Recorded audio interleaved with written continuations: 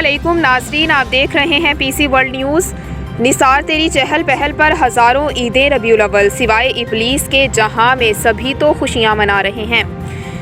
जश्न ईद मिलादुन नबी सल्लल्लाहु अलैहि वसल्लम के सिलसिले में जामिया नुमान बिन साबित की तरफ से 12 रबीउल अव्वल का जुलूस सुबह 8 बजे निकाला जाएगा। हमारे नुमाइंदा खुसूसी पाकिस्तान गुलाम दस्तगीर की तफसीलात के मुताबिक जिसकी क़यादत पीर मोहम्मद अशरफ शाद तुराबी करेंगे। जश्न ईद मिलादुन नबी सल्लल्लाहु अलैहि वसल्लम के सिलसिले में जामिया नुमान बिन साबित सुफियान टाउन गली नंबर 9 से सुबह 8 बजे जुलूस निकाला जाएगा, जिसकी क़यादत पीर मोहम्मद अशरफ शाद तुराबी करेंगे।